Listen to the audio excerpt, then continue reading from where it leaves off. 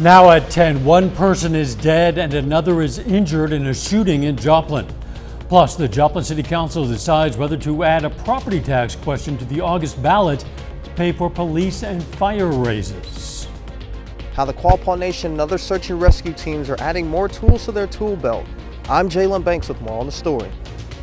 The 4 states' most watched news starts now. One man is dead and another's in the hospital after a shooting in Joplin. This is KOAM News at 10. Police say the shooting happened just after 6 p.m. around the intersection of 5th and South Connor. Witnesses say numerous shots were fired. Authorities are not releasing any names or information about a possible suspect.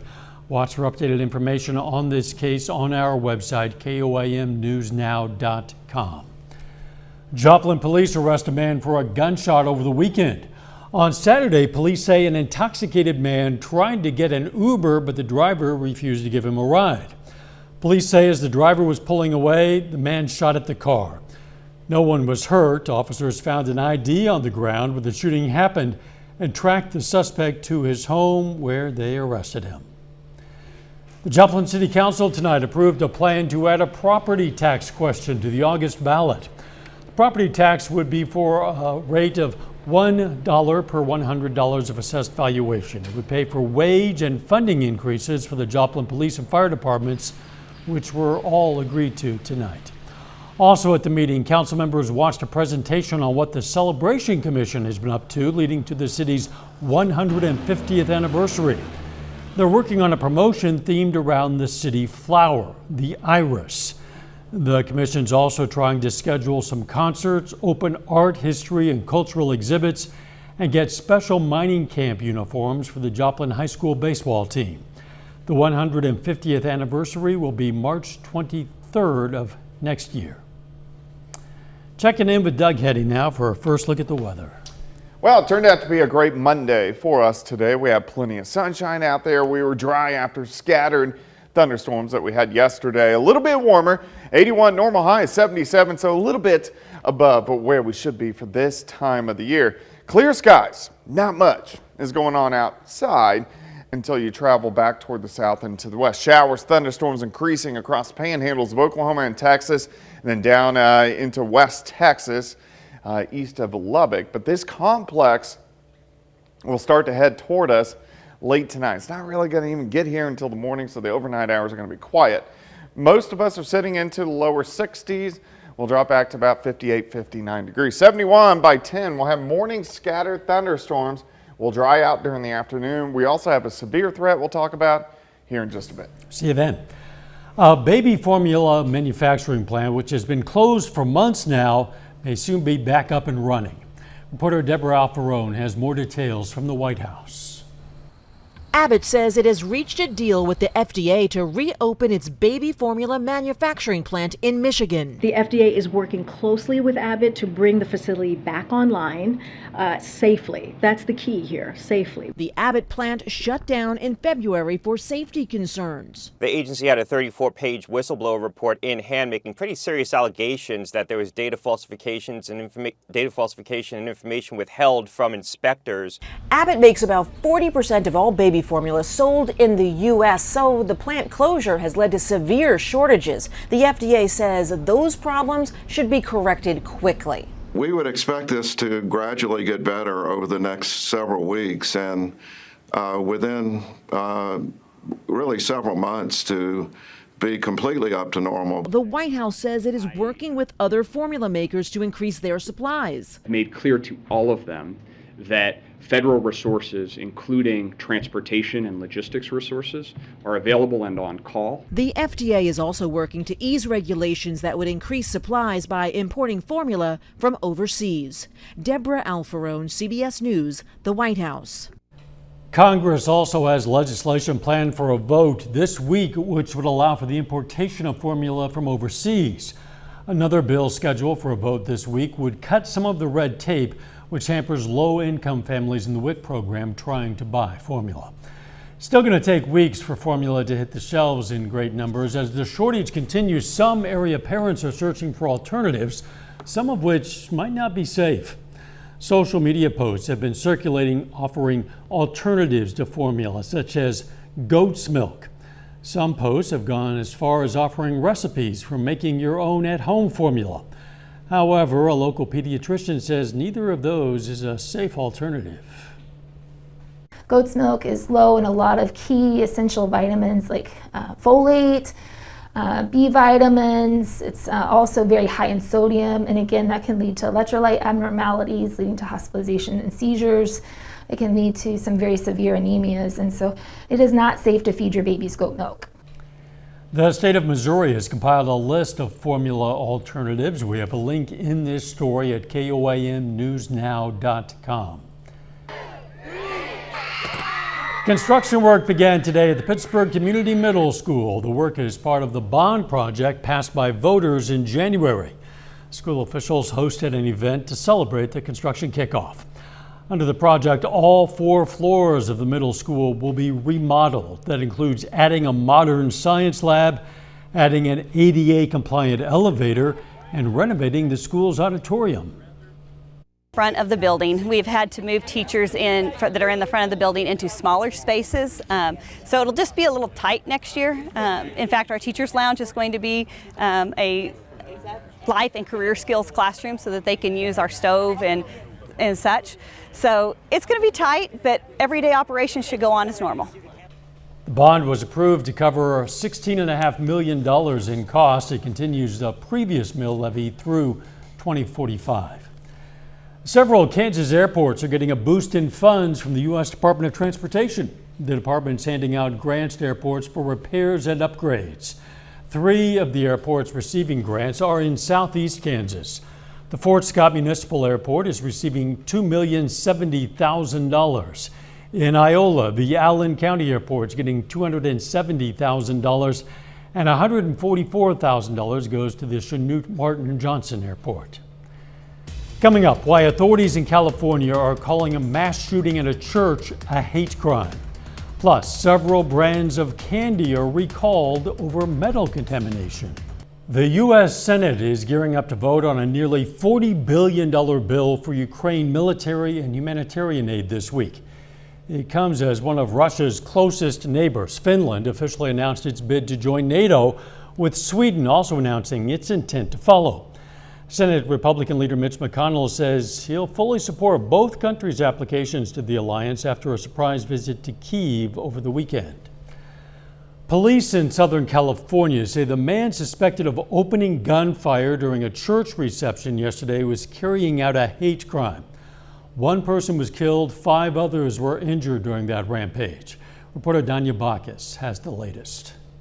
The sheriff says the suspect, identified as 68-year-old David Cho, traveled from Las Vegas to carry out his attack at Geneva Presbyterian Church in Laguna Woods. Investigators say Cho chained the church's door shut and used super glue to disable the locks, then mingled with churchgoers before he started his rampage. He was very intentional in his plan. We know that he formulated a strategy that he wanted to employ. It was very well thought out. 1 person, 52-year-old Dr. John Chang, was killed after he charged and tackled the suspect. 5 others were injured. The heroic actions of Dr. Chang, literally the meeting of good versus evil. The pastor then hit the gunman in the head with a chair, allowing worshipers to tie him up and detain him until deputies arrived. Samuel Nangai is a caretaker at the church. He was in the kitchen when the shots rang out. Sam, there's a shooting. So we scroll down. We crawl all the way outside. So you crawled outside. You didn't yes.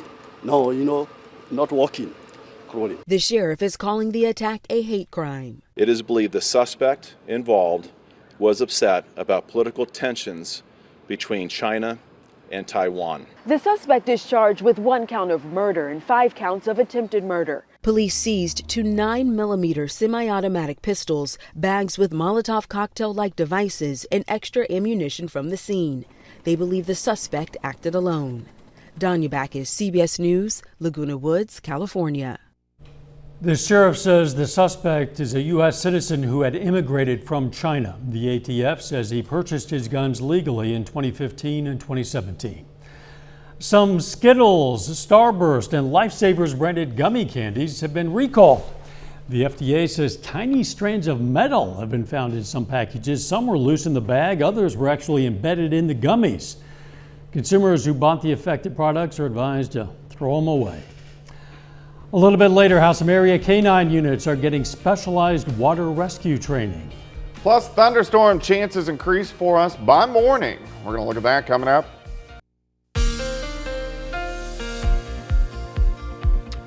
Definitely turned out to be a nice Monday for us today after scattered showers, thunderstorms, a little bit of severe weather for us yesterday. Today we have plenty of sunshine. Looks good right now. Nice shot, Indigo Sky Casino and Resort, of course. Indigo is just outside of Seneca, Missouri. We got the clear skies across the region. All right, temps for us today, a little bit warmer than what we had yesterday as we went into the 70s yesterday, lower 80s for us today. Now the allergies are still up there, which is common this time of the year. The tree, the grass, the mold, on a scale of 1 to 10, an 8 today and a 7 out of 10 for us as we go through the daytime hours tomorrow. Temperatures pretty comfortable. Most of us are sitting into the mid 60s. We'll drop back into the upper 50s a little bit later on tonight. Currently outside 64, easterly winds are light, humidity is at 67%. Nothing going on here. We have the clear skies, but showers, thunderstorms have been building out to the west, western Kansas down through the panhandles of Oklahoma and Texas. We can zoom in. You can see a cluster east of Lubbock and then also just to the north of Amarillo up toward Forgan, Oklahoma. But all this is going to head toward us. It's going to kind of fizzle apart over the next few hours and then kind of flare up as it works in, but it's not going to make it here until the morning hours. This storm system heading toward us, which will give us some severe weather chances as we go into tomorrow evening and tomorrow night. Mainly north of Interstate 44, the greater risk will be in our northern counties. This is going to be mid to late evening into the overnight hours. I'm going to mainly say hail and wind are the threats. I think tornado is fairly low. Hail, wind, rain. I'm going to keep all the threats low for now. I may have to up these a little bit as we get into tomorrow evening. All right, let's go through time tonight. We're fine. Watching the clusters of storms out to our west. Starting to push in. Here's 7 a.m. As we go through the morning hours, here's 10 a.m. Still scattered showers and thunderstorms.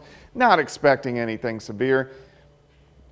Maybe strong storms, moderate to strong, but I'm not expecting anything severe. These mainly push through by the time we get into the early afternoon hours, and then we warm up, warm into lower 80s, partly sunny skies as we go into the afternoon. Here's your day planner. 59 to start, 78 by noon, high temp 82, a little breezy. South winds 10 to 20. As we go through the evening hours, thunderstorms will start to get going across Nebraska, central and western Kansas, and then kind of get a good old batch together and plow southeast. Head toward us, probably not even going to be here until after midnight, and mainly going to affect areas north of Interstate 44. The ones that do get here could pack a punch with some gusty winds and some large hail. And these are going to last all the way into Wednesday morning, and then they'll push out. We'll start to warm up again by Wednesday afternoon. But again, a very slight chance we could get a few thunderstorms again by the time we head into late Wednesday and Thursday morning. A little better threat for severe weather back in late Friday into Saturday morning. So a lot to watch this week. Temperatures mainly into the 80s. We do cool down. Look at this, 60s, kind of chilly for second half of May by the time we head into the weekend. Yeah, that's the high. Yeah. So most of the day cooler than that. Yeah, no kidding. Thanks, Doug. Some area K-9 units are getting training on different kinds of rescue scenarios. The Quapaw Nation Emergency Management is one of several departments going through water search and rescue training for the next 3 days. KOAM's Jalen Banks has that story. The Quapaw Nation Emergency Management Team is hosting a K-9 water and boat search and rescue training this week. So we progress from very, very basics. It's the idea of crawl, walk, run. So we progress from very, very basic exercises on the land, and then we move that target odor that the dogs are trained to respond to into the water, and then we also work on body language of the dogs working off the docks. The training will benefit more than just those in the Quapaw Nation. The training had participants not only from the Quapaw Nation, but from the rest of the 4 states, North Carolina, Virginia, and from as far as Calgary, Canada. The group is being led by Sally Dickinson, who is getting her PhD in applied animal behavior from Virginia Tech University. She has a specialty in behavior modification and is over 20 years working with K9 in search and rescue. And she says this type of search and rescue is different. It's highly specialized. The dogs that work this kind of work need a lot of training, not just for the dog, but for the handler themselves. This is really kind of an expertise level of search and rescue. With outdoor and water activities ramping up with summer on the horizon, Hugh Murray of the Quapaw Nation Emergency Management Team thought that doing the training was important. In our area, I think waterways is the main recreation, especially in the 4 states. So we found this to be a vital training that we wanted to make happen. This is very, very unique. This is very different. So you wouldn't think it, but once you start realizing how much the dog's nose knows, you can do stuff like this. At the Twin Bridges Grand Lake State Park in Wyandotte, Oklahoma, Jalen Banks, KOAM News. The general public is permitted to view the training. Still ahead, Baxter Springs softball rolls in the first round of regionals, earning a matchup with top-seeded Columbus, and Webb City and Neosho baseball square off for a spot in the Class 5 District 7 championship.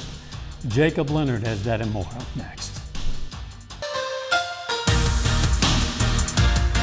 Well, the Joplin Eagles host the Class 6 District 6 baseball tournament this week, beginning with 4 quarterfinal games today. Now, this afternoon, the Eagles hit the field against Republic, looking to earn a spot in the Final 4 in the district. Now, Joplin is the 5 seed in the bracket, while Republic is the 4 seed, and technically the home team, even though they're playing in Joplin. Now, Ethan Guilford, good first inning on the mound for the Eagles, gets the strikeout there. The game is scoreless after 1.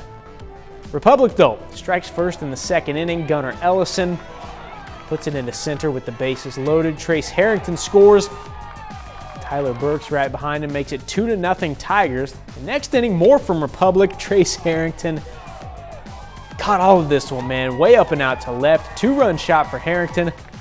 Puts Joplin in a 4-0 hole to the 5th. Little defense here for the Eagles. Runner on first for the Tigers. Hit goes out to left. Justin McReynolds comes up throwing right on the money to get the runner at 3rd. Nice play in the field, but the Joplin offense never really got anything going. The Eagles see their season end tonight 5-0.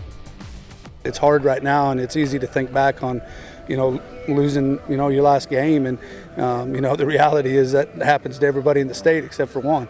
So I think there's a lot more to this game than that. And I think that, we had some great times this year. We had some really big wins, a lot of fun at times, and told them let it hurt for a while, but, give yourself a couple days and think back to all those fun things that happened throughout the course of the year too. Other playoff action in Southwest Missouri this afternoon. Neosho and Webb City meet today in Neosho. The winner moves on to play for the district title Wednesday night. The bottom of the 3rd inning, Eric Fitch grounds it to short. Now he's out at first, but Colton Eilenstein on second puts a little pressure on him, forces a bad throw to 3rd. He comes in to score. Webb City has the first run of the game. Next inning, the 4th, Kaylor Darnell delivers a little insurance for Webb City, drops it into left. Kinley Hood rounds 3rd and scores. Cardinals take a 2-0 lead. Now Gavin Stoll, outstanding on the mound for Webb City to start, then Cooper Crouch comes in to slam the door. Crouch strikes out the side in the 7th. Webb City wins a good one over Neosho 2-0 to advance to the district championship. Other semifinal matchup, Carl Junction trying to knock off the top seed in the district in McDonald County. That's what they did. CJ tops the Mustangs in a good one 5-4. So it'll be Carl Junction and Webb City for the district title on Wednesday night. In Southeast Kansas, the Baxter Springs Lions host 3A regional softball this week. Now, the Lions are the 4th seed in the tournament. Hit the field this afternoon against 5th-seeded Caney Valley in the first round. Now, the winner of this one playing the regional semifinals tomorrow afternoon. The Howley Panther did her thing in the circle for Baxter Springs. Pair of strikeouts in the top of the 1st. Then bottom of the 1st, Baxter Springs really got the bats going. Lily Weston hammers it all the way to the wall in right center. That scores Reagan Pitts. Baxter up 1. Then 2nd and 3rd for Emily Williams. Drills it at short. That scores 2, makes it 4-0 Lions. Williams safely in there to second for the double. Now Chrissy Bailey's turn here, going opposite field. That brings Addison Kipp home, and it is 5-0. Baxter Springs went on to score 12 in the first. Can't show them all, but Kipp here lines it to right. 2 more score. Baxter ends it early. They win this one in 3 innings, 15-0. Now Baxter Springs gets the winner of this one, top-seeded Columbus against 8-seed Galena. That was a good one, but Columbus survives 3-2. So the Titans face Baxter Springs in the tournament semifinals tomorrow. And that's it for sports. We're back with more news after this. Take time now to honor a local veteran. Raymond Veeks served in the U.S. Army. His hometown, Oswego, Kansas. And we salute Raymond Veeks, a 4-state hero. Look at this. A 61-year-old grandfather is attempting to row 4,000 miles from Virginia to France. Yeah, row. Peter Harley set off in his tricked-out ocean rowboat yesterday. He estimates his trip is going to take 3 to 4 months. His 24-foot rowboat, meant to be rowed by 2 people, is aptly named the Wild Ride. It no doubt will be. It can convert salt water to drinking water, has a watertight sleeping cabin, and is designed to turn right side up if it capsizes. Harley's using his attempt to raise money for some charities. 4,000 miles. That's roughly 4,000 more than I would want to row. I saw he had the pasta there. He has to carb up. No kidding. That takes a lot of stick-to-itiveness, I think. It does. The weather. Some scattered thunderstorms during the morning hours, and then we'll have to watch late afternoon, evening, and tomorrow night for at least a low severe threat. Final sports note. The Webb City Carl Junction Class 5 District 7 championship game will be in Neosho on Wednesday at 6 p.m. Very good. Thanks for joining us. Morning show starts at 5 a.m. Let's make it a great tomorrow.